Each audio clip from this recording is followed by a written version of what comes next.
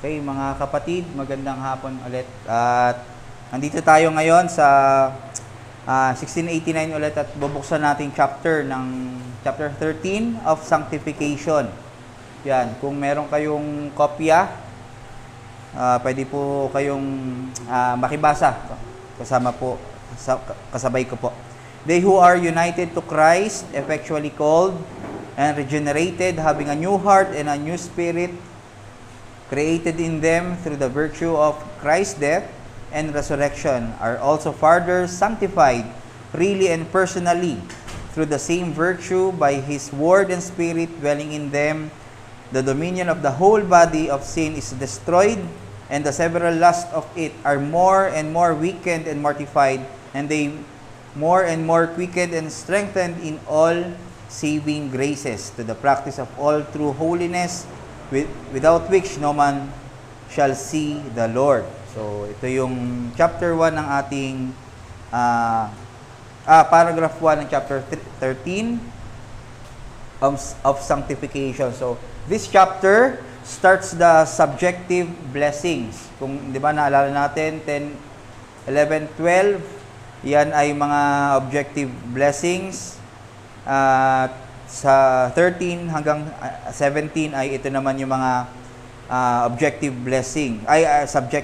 So it is necessary, mga kapatid, to understand and begin with the objective blessings of salvation to deepen the appreciation and the enrichment of the subjective blessings. So ano ibig sabihin? Kailangan, ito ay necessary. Kahit makikita natin sa Ephesians, sa Romans, at sa lahat, tinuturo muna yung mga objective or yung mga imperatives, yung mga theological truths bago siya mag-jump sa mga challenges or imperatives or yung kung paano yung behavior ng isang readers towards dun sa kanyang nalaman na katotohanan.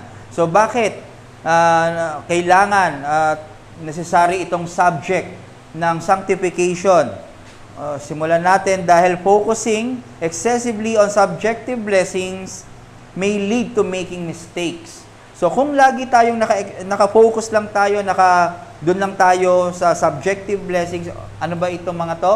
Ito yung sa sanctification, ito yung sa Christian liberty, ito yung sa may assurance. So pagpapakita na pwedeng tayo ay may lead sa maling katuruan or sa mga heresies. So, Christian who have too much zeal in Christian application, such as holiness, will result in danger of creating malnourished false converts. So, kung lagi tayo ay kabanalan, without the truths, without yung basis or yung ground ng sanctification, or bakit kaya magiging banal, ay pwede tayong makapag-create ng malnourished false converts. Ibig sabihin, marami kang na-acquire na hanggang tiyan lang. Siyempre, yung isipan ay nandito sa ulo, kaya ginamit natin yung tiyan, malnourished false converts. Bakit? Kasi nga, we believe na ang kabanalan ay hindi nakakapag-save. Okay? So, bakit ka na-save? Hindi natin pwedeng sabihin kasi banal ako. Kasi kinonsecrate ko yung sarili ko at ginagawa ko ang mga things sa church. Lagi ako nagsasacrament, so hindi yan nakakaligtas. Lagi talagang ituturo natin ang salvation ay kay Kristo and Him crucified. Ano pa? Focusing excessively on objective blessings naman may lead to false assurance. Na, alam ko yung tulip, alam ko yung solas, alam ko yung mga doctrinal o yung mga doxology, yung mga orthodox in theology, pwede ako magkaroon ng kaisipan na, ligtas na ako kasi alam ko to. Okay? So, Christians who have loads of doctrinal truths but are lacking in Christian application, such as holiness, will result in danger of creating big-headed false converts. Kung kanina ay malnourished, ito naman, malalaking mga ulo na nagkokos ng pride, nagkokos ng mga maling akala na sila mismo ay hindi nila alam or wala silang assurance talaga ng kanilang salvation. So, hindi nakakapag-save kung alam natin yung mga doctrinal truths at even kabisado natin yung Bible, hindi yan nakakapag-save. Only yung work ni Christ sa cross ang pwedeng makapag-save sa atin by faith. So, sana malinaw sa atin yon. So, ang punto, without the proper understanding of these blessings that are rooted and grounded in the gospel will surely lead to heresy and display the wrong impression regarding the biblical Christianity. So, ano yung ibig sabihin nito? Na kung wala tayong proper understanding, wala tayong balanse, wala tayong pagkakaaral sa objective and subjective, justification, sanctification, kung hindi natin naunawaan talaga yon at di tayo malalim sa pagkakaunawa na yon, pwede tayong mag-lead sa heresy. Kasi dapat, habang inaaral natin mga doctrinal truths at kung paano maging banal o paano lumakad kay Kristo, dapat yan ay nakasalig, nakasandal at nakatayo sa gospel. Naka-anchor itong mga ito sa gospel. At pwedeng hindi lang tayo nakakapagturo ng mali, ito ay nagbibigay tayo ng maling impression sa iba na, ay, kailangan ko maging banal para maging Christian, or, ay, kailangan ko maging matalino at malaman ang mga doctrinal truths na yan para ako ay maligtas. So, very dangerous kung ito yung ating ginagawa. Sabi nga ni David Wells, then as now, the prerequisite is a Christian life. Isipin nyo, ito yung isang matanda ito na yun nga yung sharing namin ni Deacon kanina, isang matanda na nangyayari na sa churches noong mga panahon na yon, na kala mo modern church na or nangyayari ngayon. Then the prerequisite is a Christian life that is biblically faithful and a church that is doctrinally shaped, morally tough, intellectually vibrant and buoyant with a faith that can lay hold of the promises of God in the face of circumstantial disconfirmation and see God's great power at work. Is this the kind of Christian life we find in evangelical churches?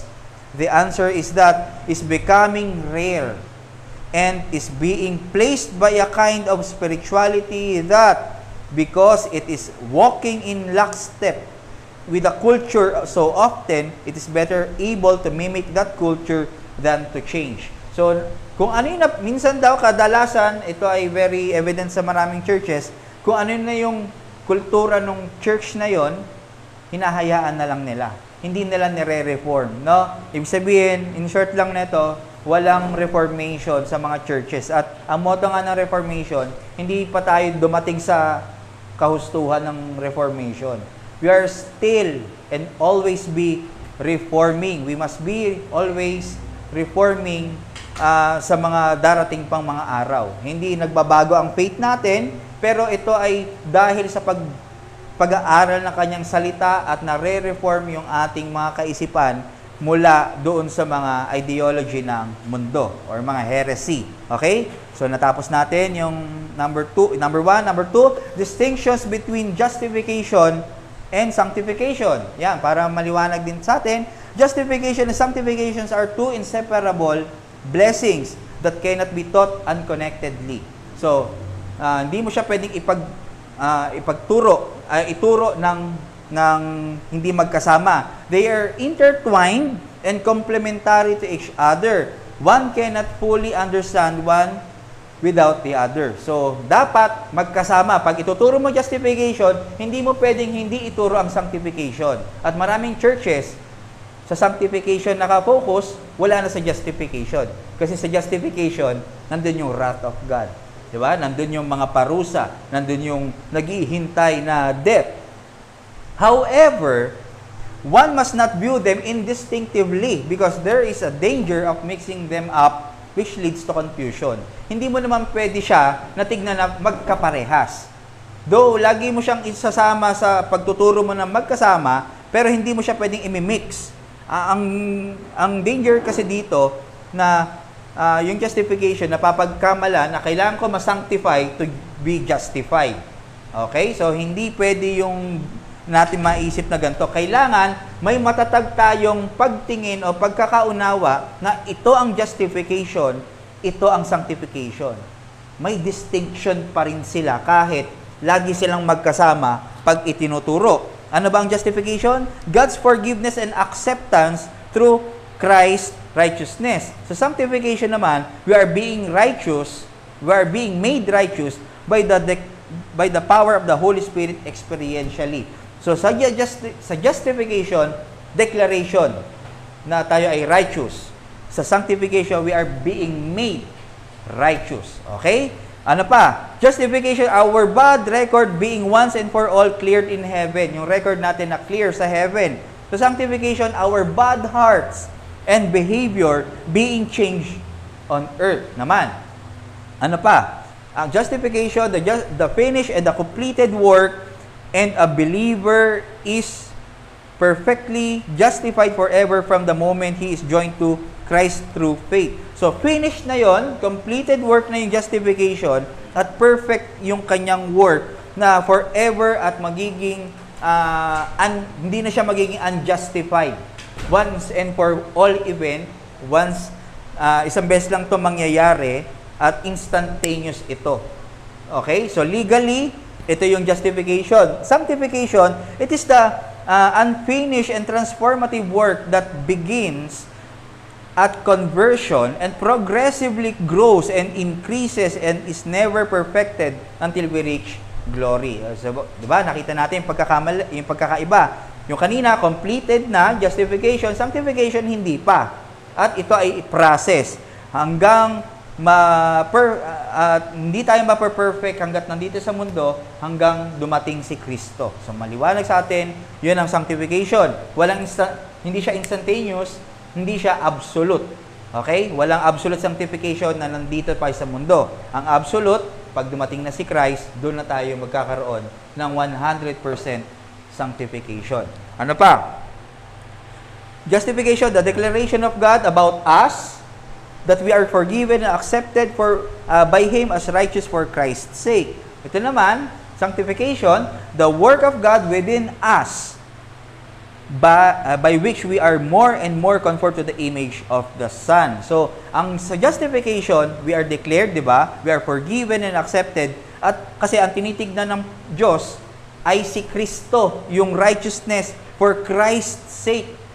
Okay? Ito naman, the work of God within us. Ibig sabihin, may internal na working ng banal na spirito na makonform tayo sa imahe ni Kristo.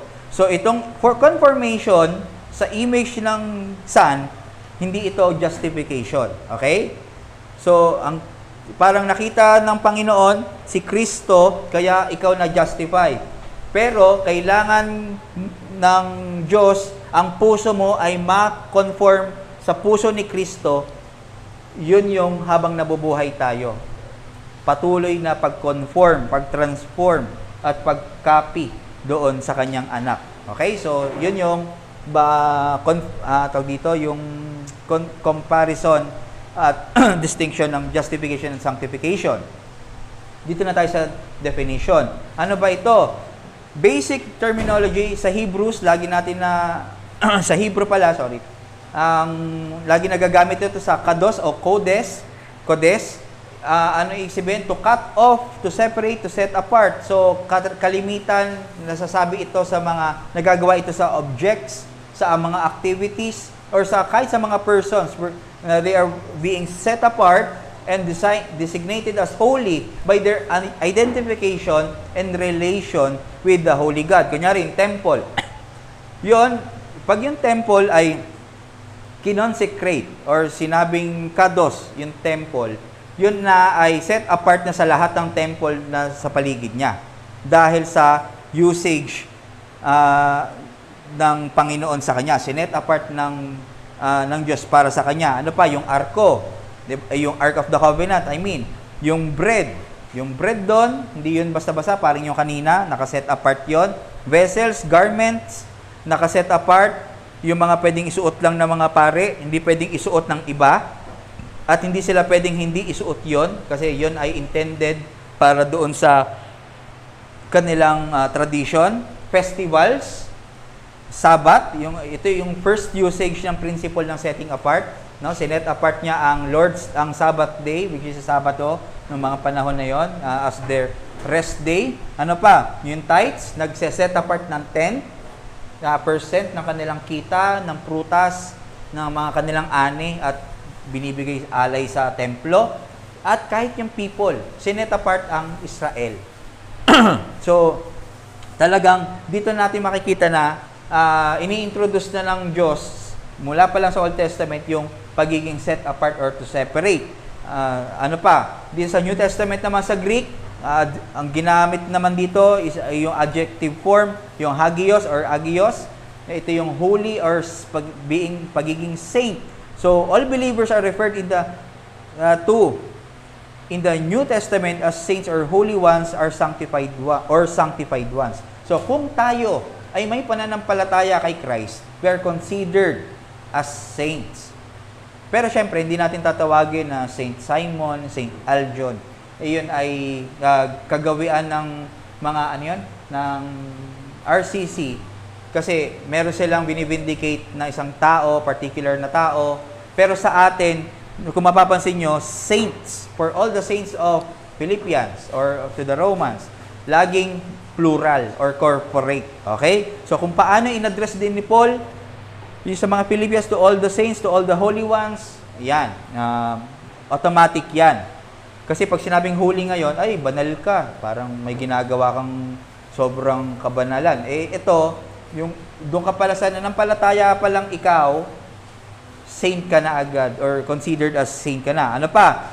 Kung kanina adjective, ito ang verb form. Sa 1 Corinthians 1:2, Paul is introducing his letter and writes, to the church of God which is at Corinth, to those who are sanctified in Christ, called to be saints. So, sinasabi dito sa verb form, something na nangyari na at nag-take place across event.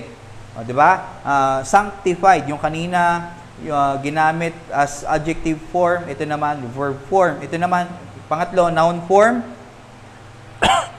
Sa Thessalonians, but we are bound to give thanks to God always for you, brethren, beloved by the Lord, because God chose you for salvation through sanctification by the Spirit and belief in truth. Okay? So, nakita natin, through sanctification. So, yung tawag na ginawa ng Spirit ay sanctification, yun ay ginagamit sa Old Testament at pertaining sa lahat ng under ng ni Kristo sa pananampalataya. Okay? So, meron lang din gusto akong i-notice na may mga iba pang Greek language na other terms for set apart. Ito yung aporizo, ayan, at yung chorizo. Hindi ito yung hotdog, no? Pero chorizo, yan, longganisa. Sorry. Yung separate naman to, di ba yung sa Romans 8:35, who will separate us from the love of God. So, yung separate doon, chorizo. Okay? So, sabi nga, pero ano ba talaga ang sanctification or sanctify or to sanctify? Sabi ni Samuel Waldron, to sanctify in the Bible is to set apart from common use to God. When something is sanctified, it becomes God's special possession. Okay? So, kung tayo pala ginustify, automatic we are being sanctified or we are sanctified. Ibig sabihin, na set apart tayo para sa common use ng Diyos. Okay? Common use ng Diyos at ginagamit tayo for special possession. Common use tayo, sabihin, walang super Christian, pero may mga special, for God's special possession na ikaw, to think na naging possession ka, magiging special ka na.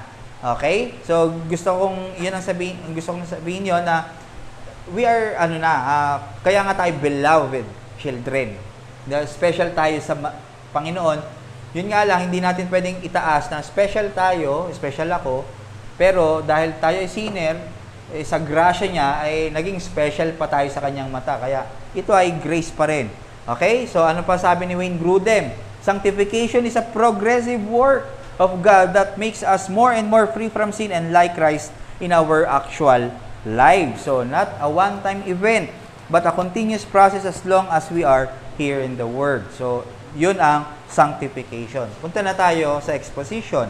here's the first explicit mention of being united in Christ. Kung mapapansin nyo sa 13, yung paragraph 1, di ba? Those who are united, effectually called and regenerated, are the ones who are being sanctified. Dito sa 13, chapter 13, ito yung first explicit mention ng ating union kay Kristo. No? Meron iba na talagang alam mo naman na united na sila, doon pa lang sa mediator, sa chapter 8, pero yung explicit mention now by word, dito natin makikita. So, sino ba yung mga na-sanctify? Sino ba yung mga subjects na ito? Ito ay yung mga united kay Kristo, effectually called, and regenerated by the Spirit. Sila yung mga nasa-sanctify. Those who received objective blessings are in union with Christ. Hindi pwedeng maitanggi yun. Yun yung presupposition natin. Na pag sinabing na-receive natin ng objective blessings, automatic, without a doubt, we are united in Christ na. Hindi pwedeng nakuha natin objective at wala pa tayong union kay Kristo. At those who place their faith in Christ and His work on the cross, yun yung mga nasa-sanctify. So, sino na applicator? Sino nag-a-apply? Sino yung agent neto? Ito ay ang banal na Espiritu. So, sabi sa 1 Corinthians 6:11, and such were some of you, but you were washed, you were sanctified, you were justified in the name of the Lord Jesus and by the Spirit of our God. Ang ganda na komentary dito ni John Calvin, sabi, Christ is the source of all blessings to us. From Him we obtain all things, but Christ Himself, with all His blessings, is communicated to us by the Spirit. For it is by the faith that we receive Christ and have His graces applied to us. The author of faith is the Spirit. Ang ganda, no? Sabi nga, pagdating na sa Spirit, sa prayer, John Calvin ang hahanapin natin. Kasi kala natin sa election siya, dito talaga yung kanyang expertise. Okay? So, ibig sabihin, yes, we are in Christ. Binestow ng Ama, siya ang nagbestow ng graces, ng gift, ng blessings, at binigay kay Christ, at through Christ na natanggap natin, siya yung nag-execute ng blessings na yon, at para ma-communicate naman sa atin, para mai-apply, maranasan natin, at matanggap natin, ito ay by the Spirit. So, maliwanag yon na triune God pa rin. Sabi nga sa 1 Peter 1:2, according to the foreknowledge of the God the Father, in the sanctification of the Spirit, for obedience to Jesus Christ and for sprinkling with His blood, may grace and peace be multiplied to you. Okay? So, may foreknowledge ang Diyos. Past, eternity past, sanctification of the Spirit. Kailan nangyayari to? Ito yung sa may regeneration part. Ito yung pagbubuhay, pagbibigay ng bagong spirit at puso. At nakita nyo, for obedience to Jesus Christ, dito pa lang papasok yung si Christ na pagsunod sa Kanya. Okay? So, mamaya mas makikita pa natin yung pinupunto rito ni Peter. Ibig sabihin, regenerating work of the Spirit is of the Spirit, a new heart and spirit. Pagbibigay niya ng bagong spirit at bagong puso. Pangalawa, purifying work of the Spirit in their souls that transforms their hearts to the likeness of Christ. Meron ng yung pagpasok na ng Spirit, pagbabago ng puso, nagkaroon na ng transformation or purifying work ang Spirit dun sa soul na yon to the likeness of Christ. Ibig sabihin, may kaya ng may pag-overcome na sa power of sin, na-overcome na niya yung bondage of the world at overcoming the enslavement of the fleshly desires. Yung tatlong yon, the moment na ikaw ay na-regenerate, nagkakaroon na siya ng working doon sa iyong puso at nabibigyan ka na ng disposition, hindi ka lang dinedesire o hindi ka lang niya in-enlighten kay Kristo na kailangan mong tanggapin at maniwala, bigyan ng pananampalataya, yung iyong puso rin ay binigyan ng panibagong pananaw sa sin, sa mundo, at sa fleshly desires. Okay? Sa the moment na yon, meron, kumbaga, nairehistro, di ba sa damit? Di ba? Pag ikaw magpiprint, nairehistro ng maigi. So, ang nangyari sa atin, nung tayo ay nabigyan ng puso at bagong spirit, ng banal na spirito, na i-realign tayo agad sa Panginoon, na-register ulit tayo, na-register ulit tayo, at yung ating trajectory ay tama na papunta kay Kristo. So, may ganun ng pagliko. Okay? Meron ng 180 degrees. Ano pa? Dito, yun yung work ng Spirit. Pero, syempre, the Triune God also, yung whole Triune God aims our sanctification. Hindi natin pwedeng iwan na wala namang ginawa yung God the Father at God the Son. Yung God the Father, syempre, Hebrews 12, He disciplines His children. Acts 17, Christ prayed to sanctify believers in His Word. Okay? So, may intention din or plano ng Diyos, meron siyang work sa kanyang mga children. Ano pa? Yung God the Son naman, sa 1 Corinthians 1:30, Christ became sanctification to us through His death. Kung siya ay namatay, siya ay naging sanctification natin. Mamaya lilinawin natin yan. At 1 Peter 2:21, Christ set a pattern for our growth in sanctification. So, sa kanyang kamatayan, siya ay naging sanctification natin. Sa 1 Peter 2:21, si Kristo ay nagset ng pattern para sa ating paglago sa ating sanctification. Okay? So, maliwanag na ang subject or ang mga isa-sanctify ay mga united and effectually called, at ang nag-a-apply nito ang banal na spirito, at talagang ito ay buong trabaho or work ng Triune God. Okay? Ano pa? Ang makikita pa natin dito, may aspects of sanctification. May types, may kinds. So, hindi natin, aspects na lang yung pwede nating gamitin dito. Ano ba ito? Yung una, definite sanctification. Ang definite sanctification, ito yung sinasabi ko kanina, speaks of it as a completed work of God. Ano to?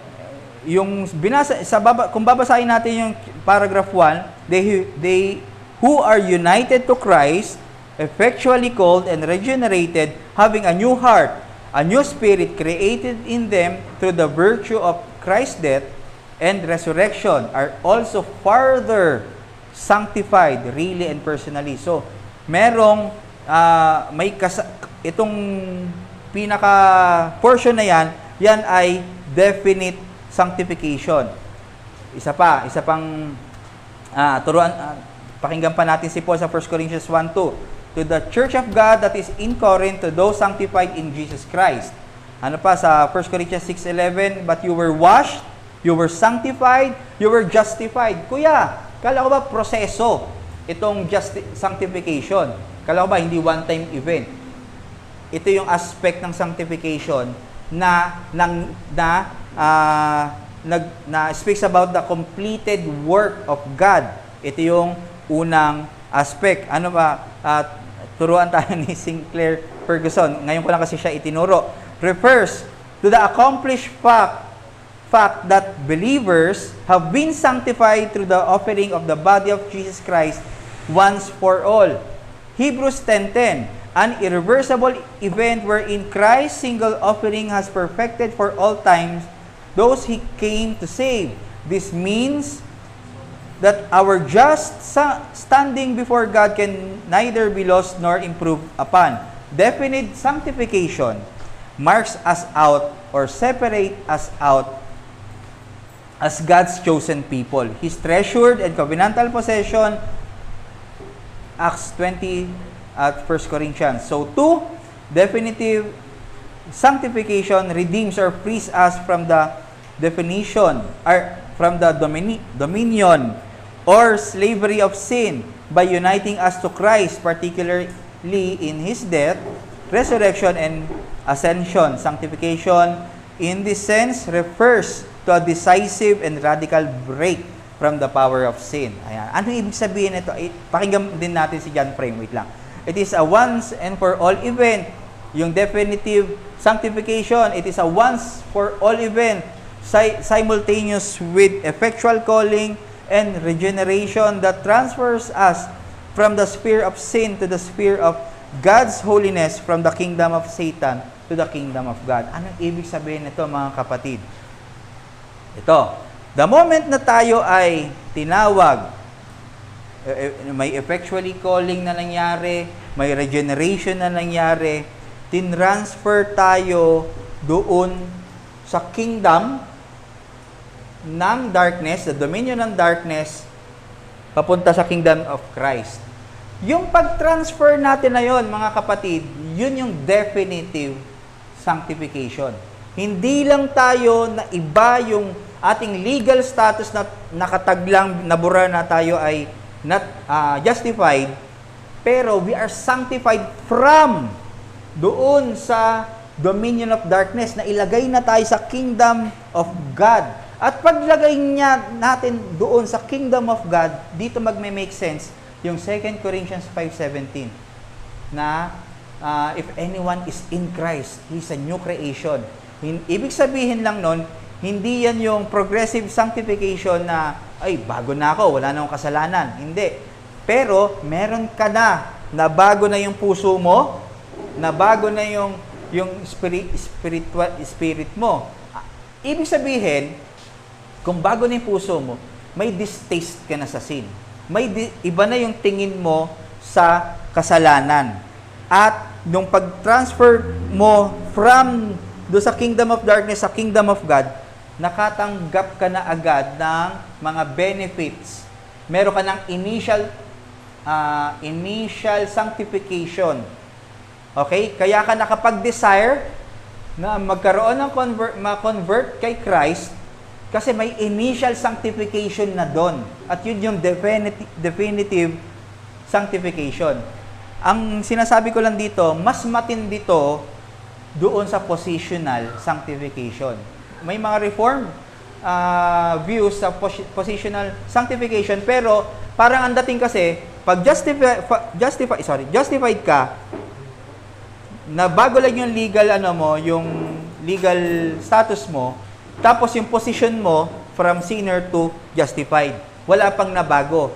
Pero doon pa lang to think na nagkaroon ka na ng bagong spirit at bagong puso, meron ng initial na working doon ng banal na spirito.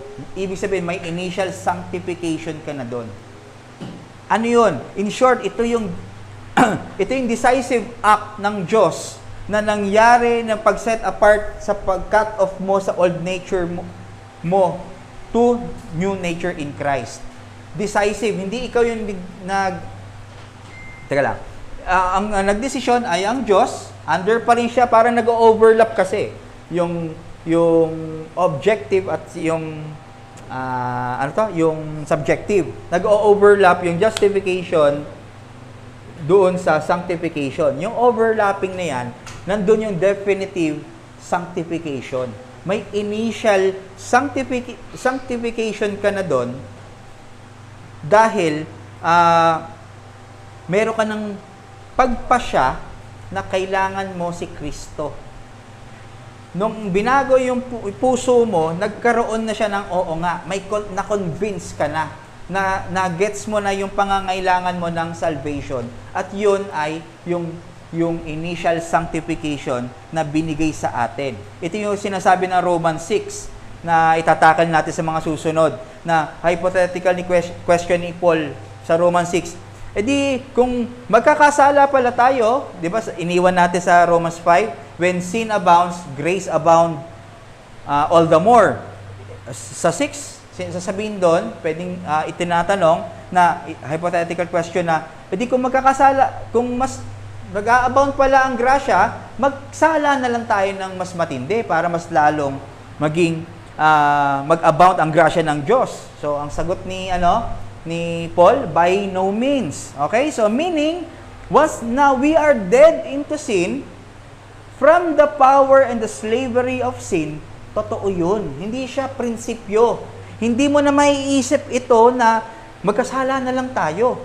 Kasi ano naman yung grasya eh. The moment na ikaw ay nag-step, napunta doon, nag-place ka ng faith doon kay Kristo, meron ka ng initial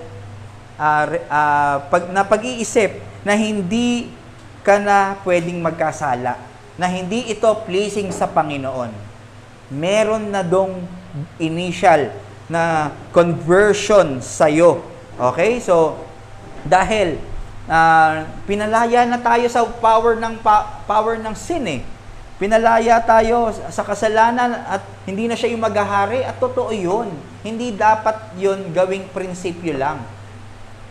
The moment na ikaw ay pinalaya sa kasalanan, meron ka na agad na kaisipan na hindi ko gagawin to kasi hindi ito pleasing sa Panginoon. Meron ka ng ganon. Ito ay lahat na ng in union in Christ. Hindi ito pwedeng, kaka-justify ko lang, mamumuos pa sa akin yan sa sanctification. Hindi. Doon pa lang sa thin line, sa overlapping or Kasi nga, hindi niya binigay ang blessings natin, justification. Then, sanctification. Isang bag to na nandun na yung mga blessings. Okay? So, nandun na. Meaning, we are now converted from old to the new nature. Meron na tayong new disposition. Dito natin ma-appreciate lalo na pag tayo ay na-justify by faith, nagkakaroon na talaga tayo ng distaste ng sin. Yung distaste ng sin, hindi yan matagal mangyari. Dapat dun pa lang, may ora mismo na. Yung distaste ng sin, hindi naman yung parang nagsisinungaling ka agad. Ang distaste ng sin, yun yung disbelief. Gets? Kaya may break up ka na sa sin. Nag-break na kayo. Nagkaroon ka ng distaste na ayoko na ng gantong panlasa na wala sa Diyos. Na hindi naniniwala sa Diyos. May distaste ka na doon sa sin na yon. At ito yung lahat. Ito ay dahil sa lahat ng finished work ni Kristo sa cross na He became the sanctification sa atin. He sanctified Himself on the cross at yun ang na-impute, naging sanctification natin, si Christ sa cross. Yun yung definitive. Sabi ni Jeffrey Smith, he is not only justified the moment he believes. He is not only pardoned and accepted by God on the basis of the merit of Christ put to his account, but there is also a decisive separation from the reigning dominion of sin and the consecration to God that occurs at conversion. Nagigets na, lumilinaw na. Nagkakaroon na ito kasi reigning na ang power ng grace na laman natin kanina sa salita ng Panginoon, sa mensahe natin. Nagre-reign na sa atin. So meron na tayong pag-reign sa meron na tayong dominion or pag separate sa dominion ng sin at meron na tayong consecration sa God occurs immediately nung tayo ay na-convert. Okay? Meaning, hindi lang sa status binago, pero meron ng break up sa sin and death. Pero yung pag-operate ng sin sa puso natin, na para mag-obey at mamuhay pero yung pag-operate ng Spirit sa puso natin, na para mag-obey at mamuhay sa buhay ni Kristo, yun yung inilagay sa atin sa initial sanctification. Meron na tayong anticipation to follow Jesus Christ. Na hindi lang natin siya tinignan na salvation, pero walang anticipation ng to follow. So, dapat laging sabay yun. Okay? So, nung ikaw ay na-convert, alam mo na agad na ikaw ay to follow Christ, hindi na yung dati mong buhay. Meron ka ng kaisipan to consecrate yourself to God. Dahil meron ng 5:8 ng Romans 5, pinor out ng banal na spirito ang pag-ibig ng Diyos. Ang lahat na may pag-ibig ng Diyos ay hindi umiibig sa kasalanan. Okay? May distaste. Ang punto, our natural man was put to death and crucified in Christ when He died on the cross. And united in Christ the very moment we put our faith and trust in Him. It is far more than our legal and positional status. definitive. Ibig sabihin, yung sanctified mo, kaya parang completed work na siya ng Diyos, kasi definite siya na mangyayari. Na nailagay ka na doon sa kanyang kingdom. So, una, we join in His death as our substitute and representative by faith even before we existed. So, yung sin and death will no longer can condemn us. Wala nang pag-condemn sa atin because we already died in Christ by faith. At we also raised in Him, in His resurrection, doon sa very moment na yun, we receive the very same Spirit in Him. So, hindi pwede na wala ka pang distaste sa sin. Wala ka pang wala ka pang pag-amba na ikaw may pag-consecrate or pag-set apart mo ang sarili mo para sa Diyos. Meron ng ganong desire. We receive the very same Spirit in Him. We have now entered His kingdom. We are now in the newness of life. The Spirit we receive is now indwelling in us and empowering us to walk in the holiness. So, itong mga to, mga kapatid, no? The moment na tayo ay na-justify, na-adapt, na alam natin yon, pero meron na tayong desire to follow, to obey God. Meron ng initial na hindi lang tayo nilagay sa posisyon na sa kingdom ng Diyos, pero nilagyan na tayo ng binhi. Okay? Ng pagsunod sa Diyos. So, let us read these passages now. So, 1 John 3, 4 to 10. Basahin po natin, and I think this will really hit us differently. Sa pagkabasa natin, everyone who makes a practice of sinning also practice lawlessness. Sin is lawlessness. You know that He appeared in order to take away sins, and in Him there is no sin. No one who abides in Him keeps on sinning. No one who keeps on sinning has either seen Him or known Him. Little children, let no one deceive you. Whoever practices righteousness is righteous, as he is righteous. Whoever makes a practice of sinning is of the devil, for the devil has been sinning from the beginning. The reason the Son of God appeared was to destroy the work of the devil. No one born of God makes a practice of sinning, for God's seed abide in him, and he cannot keep on sinning. He cannot keep on sinning because he has been born of God. By this, it is evident who are the children of God and who are children of the devil.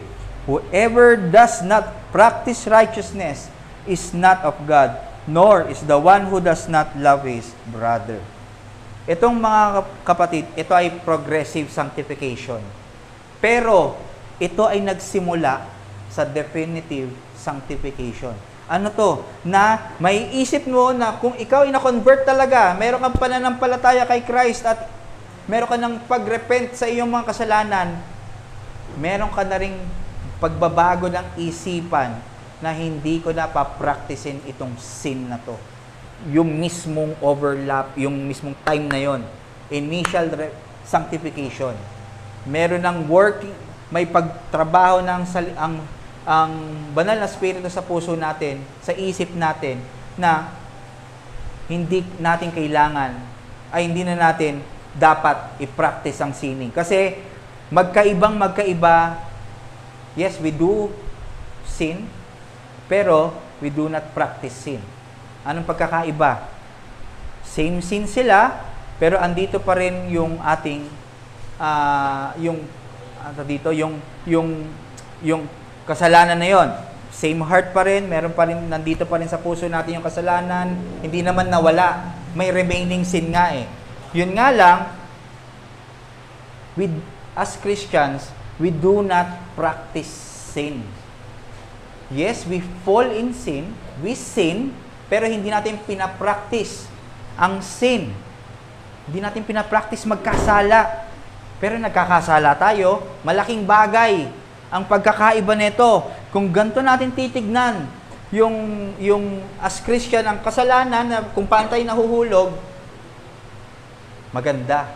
Pero kung pinapractice natin yung sin, sabi kanina, very explicit, kung pinapractice mo ang sin, ito ay lawlessness at hindi ka naka-abide sa Diyos. Kaya nasan ka? Are you sinning or are you practicing this particular sin?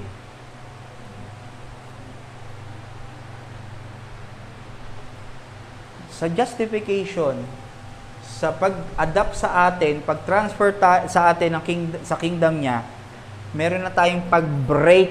Nag-break na tayo sa sin. May break up na nangyari. Ibig sabihin, nagkawalaan na. Pag-break na, we should live an attractive and affected sa sin. Di ba? Pag nag-break ang wag naman mag-asawa, ang mag-boyfriend, girlfriend, dapat hindi ka na affected at unattractive ka na doon sa iyong karelasyon. Ex mo na nga eh. So, ganito ba mo tignan yung iyong sin? Ex mo na siya. Hindi ka na dapat attracted. Hindi ka na affected sa iyong ex. So, in short, wag lang natin panghawakan na tayo ay justified. At ayaw natin yung sanctification. Ang sanctification natin ay inevitably may experience natin right after the justification.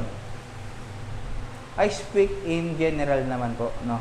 With a clear heart.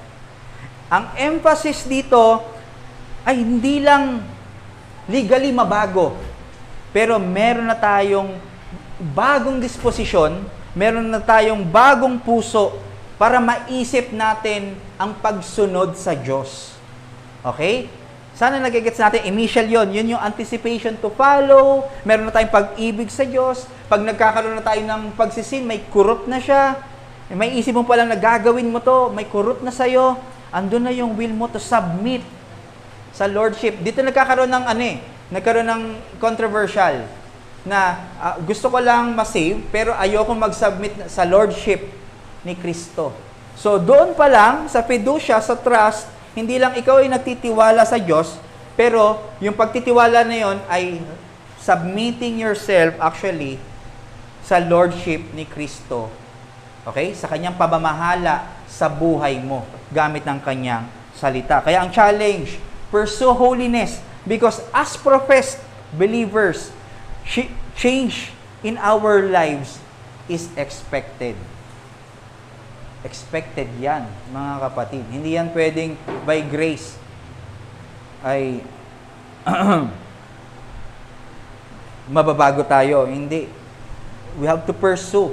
Kailangan natin, nung tayo ay nanampalataya kay Christ, magiging banal ako para sa Kanya. Hindi masamang isipin yon. Huwag mo lang isipin na ikaw ay magiging banal para ma-save. Pero ikaw, papakabanalin ko, susunod ako, i-consecrate ko yung sarili ko, hindi ako magko-confirm sa mundo for the sake of Christ. Ito yung definitive sanctification. At ang definitive sanctification, ito yung basihan ng progressive sanctification. Ano ba? Progressive sanctification are also further sanctified, really and personally. Really. Ibig sabihin, merong nangyayari personally through the same virtue by the Word and Spirit. Though the definitive is the sanctification ay inception.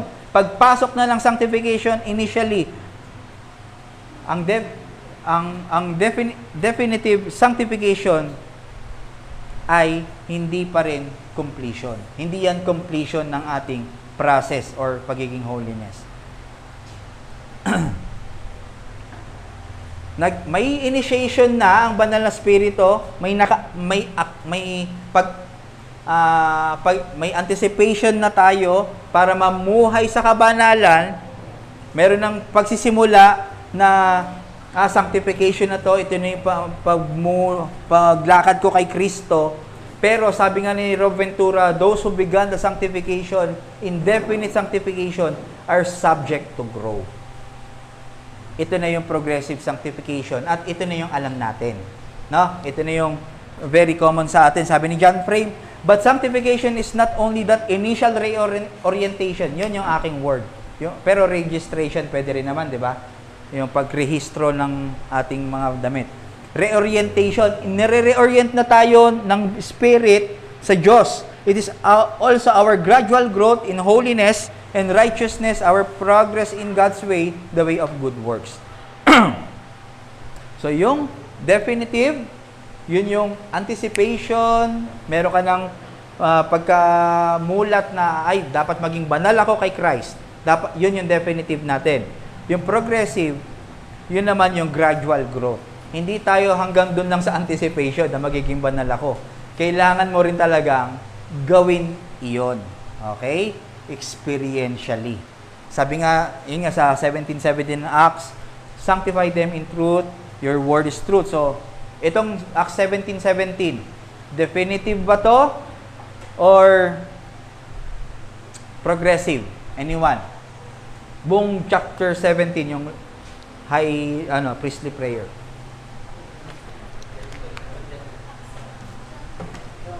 Ay, sorry, John 17:17. Acts 17 pala yung sa Berea, sa 29. John 17. Ano kaya ito? Speaks about, ano ba to? Definitive or progressive? Bakit kaya? Sa pag-word po kasi, hindi siya instantaneous na nadating sa akin. Bigla tayo mga progressive din yung pagdating sa akin. Hindi siya sa akin. Okay. Sige, tama. So, itong sa John 17, sila na ay Christians. Okay? Sabihin, matagal na sila. At para mamuhay na sila in holiness and His will. Sabi nga sa verse 6 ng John 17, those who have kept His word, sabi ni Christ. Sa verse 8, those who have believed that God sent Christ. Ibig sabihin, matagal na yon. Verse 14, those who are hated by the world. Ibig sabihin, categorize silang Christian, hated by the word na sila. At verse 16, those who are not of this world. So, dito natin makikita na tama si Brother Louie, ito ay progressive sanctification. At parang ito ay sa 1 Thessalonians 5:2, now may the God of peace Himself sanctify you completely. They need to be sanctified more and more. We have to pursue our sanctification. Ano ibig sabihin nito? Yung prayer ni Pablo sa mga Thessalonica, sa mga Christians doon, now may the God of peace Himself sanctify you completely. Ibig sabihin, may nangyari na sanctification, pero kailangan nilang makumpleto yung sanctification. Okay? Makumpleto. At ano yung makumpleto? They need to be more sanctified progressively, and they have to pursue their sanctification. Okay. Tanong muna doon bago tayo pumunta sa next. Break time muna tayo. Nalagay ko yata yung break time, sorry. Ano ba yung definitive sa positional? Yung definitive, yung positional kasi, position lang. Yung iyong position lang. Na citizenship mo, ganon. Pero yung pag-isip mo na ikaw na ay magsasalita ng English, na ikaw ay magsusuot na ng mga meron ka ng pagsalungat sa dati mong culture sa Pilipino kasi hindi ka nakakain ng mga isaw doon, wala namang isaw doon. So may isip mo, 'di ba? Parang sorry, na kailangan mo na mag-jacket, kailangan mo na puro burger, gano'n. Meron ka ng initial na sanctification doon sa mismong 'yon, pero yung initial na 'yon needs to grow. Hindi lang pwede hanggang anticipation lang yung pagsunod mo sa Diyos, pero dapat 'yan ay ma-put into practice. Yung putting into practice, 'yun na yung progressive. Kaya yung iba tanggap din yung positional, pero ang nangyayari kasi hangga't hindi sila gumagalaw, wala pang nangyayari sa kanila. I am positionally declared righteous lang, ay na kay Christ. Pero hangga't di ako nagpa-practice ng sanctification, kaya di ako nagkaroon ng good works. wala pang nangyayaring sanctification sa akin.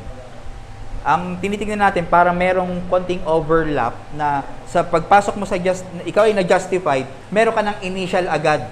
May inception agad, may pagpasok na agad ng sanctification na ginugusto mo gusto mo nang sumunod kay Christ sa lordship niya. May will ka na kasi nagkaroon ka na ng bagong puso eh. So hindi mo pwedeng sabihin sa akin na kung ikaw ay justified, same heart ka pa rin. Yes, meron kang remaining sin, same sins nasa puso mo, pero iba na yung puso mo.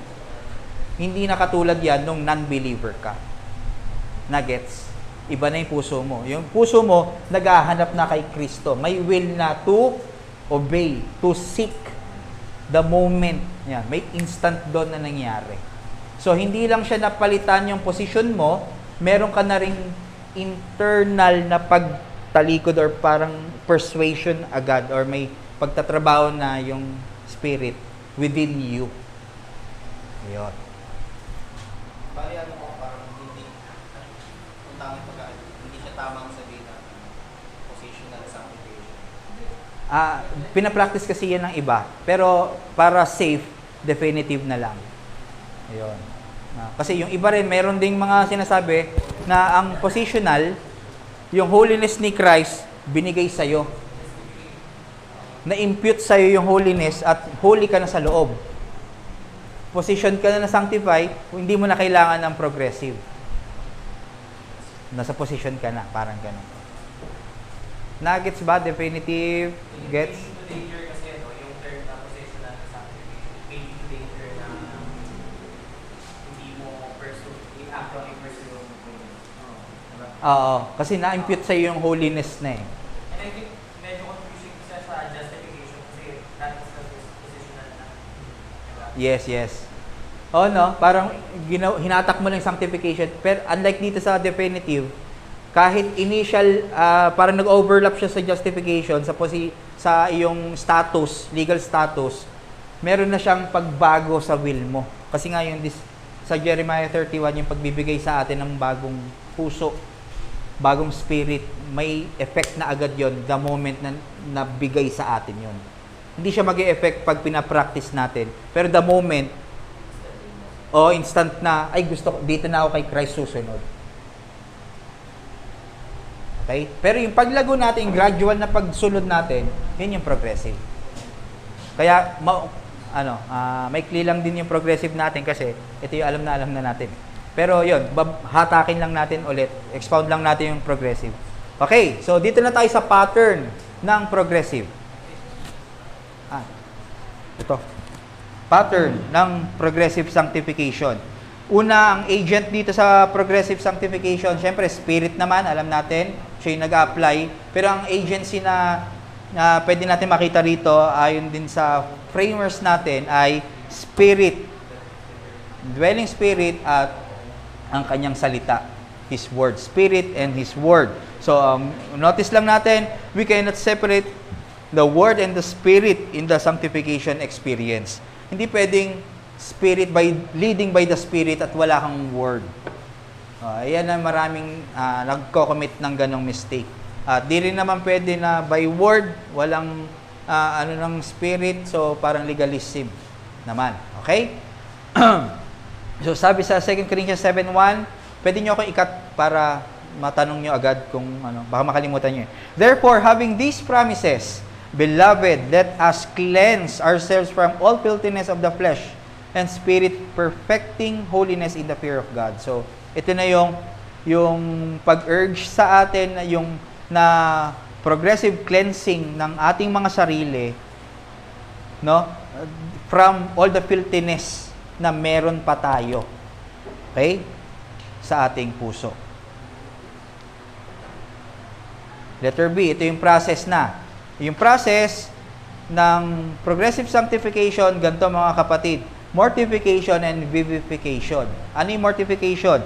Mortification of sin. Ito yung nakasulat sa framers, the dominion of the whole body of sin is destroyed and the several lusts of it are more and more weakened and mortified. So, more and more. Ibig sabihin, may progression na pagmamortify. We are to encourage to to progress by diminishing a particular sin until mortified. So, in-encourage tayo, or we are being encouraged to progress, patuloy na paliitin ng paliitin, patayin ng patayin ang sin hanggang ito ay mawala, mamortify. Paliitin ng paliitin hanggang mamortify. Paano technique dito? Hindi mo pwedeng sabihin, I have to mortify my sins. Yes, tama naman yon. Pag tinanong ka, anong particular sin ang minomortify mo ngayon? Yan. Di ba? Pag kunyari tayo nagpa-practice ng gitara. Nagpa-practice ka ng gitara, anong pinapractice mo? Yung doon ka, di ba, lagi ang sinasabi, doon ka sa mahihina ka, sa sweep picking, doon ka magano. Yun yung pinapractice mo, tapping. May particularization kung saan ka dapat magpo-focus. At kunyari, gusto mo, init ng ulo, mortify mo yun, particular ka, dapat alam mo, specific ka, kailangan kong mapatay ito, mapaliit na mapaliit at hanggang mamatay itong init ng ulo na sining. Yung anger. Okay? So, sabi yan sa Romans 8:12. 1 Corinthians 9:27 sa Colossians 3:5. Yan yung mortification. Para hindi tayo parang abstract ulit o parang prinsipyo lang na mortification, pinapatay ko yung kasalanan. Dapat mayroon kang alam sa sarili mo kung ano yung mismong kasalanan ang gusto mong patayin. Okay? Ano pa? Yung pangalawa, grow in all graces and knowledge. Yung process, mortify mo, tas grow in all graces and knowledge. And they more and more quicken and strengthen in all saving graces. Ano nangyari dito? Sinasabi dito, we are to engage and to maximize the means of grace regularly. So, kung kunyari, doon ka sa lying. Kung lying, gusto mong mapatay, mamortify yon, syempre, hindi ka nagsisinungaling hanggang mapatay mo siya. Hindi lang doon ka magpo-focus sa mortification, nandoon ka rin sa growth in all graces and knowledge. Ano, paano to? Pinapatay mo yung kasinungalingan, mag-acquire ka or mag-indulge ka ng ano yan? Ng truth. Salita ng Panginoon. Okay? Kailangan mong mag-grow sa grace, maging familiar ka sa mga salita ng Panginoon at doon ay matuturuan ka by the wisdom of the Spirit. So, namomortify mo ang pagsisinungaling at mag-acquire ka ng maraming mga knowledge at graces through the truth. At hindi lang naman pagbabasa, kahit yung mga i-engage mo yung sarili mo sa means of grace. At dahil yun ay truth, yun ay itinuto sa atin ng Panginoon. Hindi lang doon, sa truth na nag-acquire ka, number 3, we are to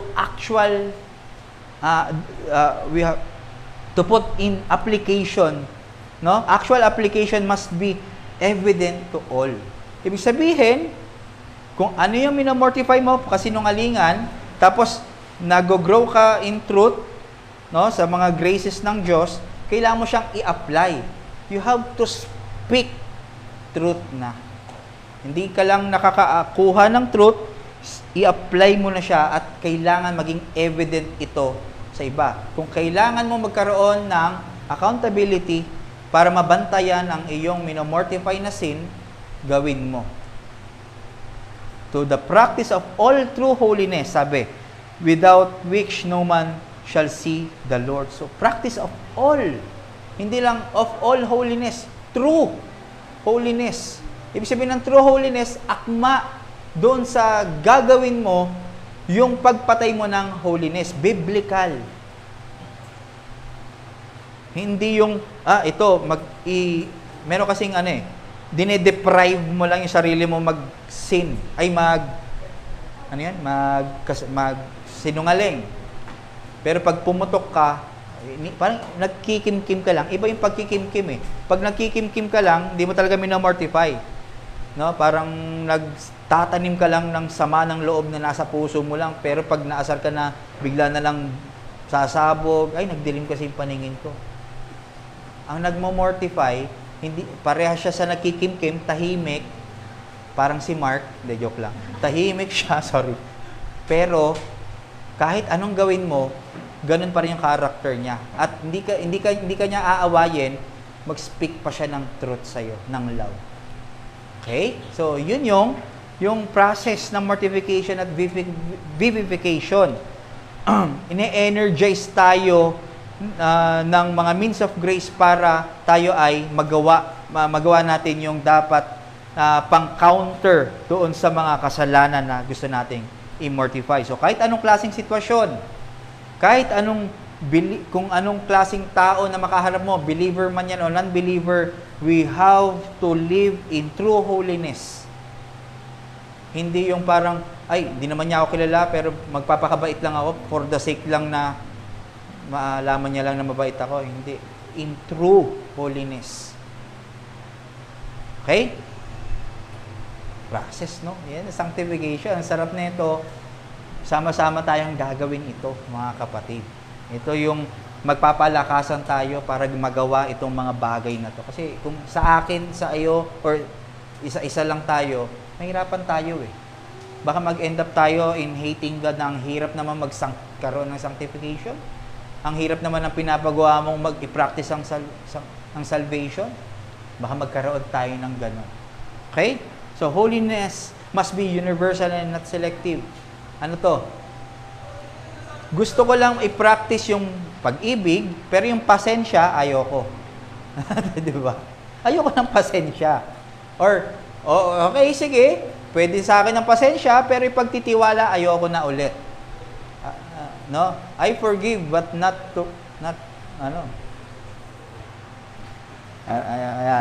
Yeah. Di ba?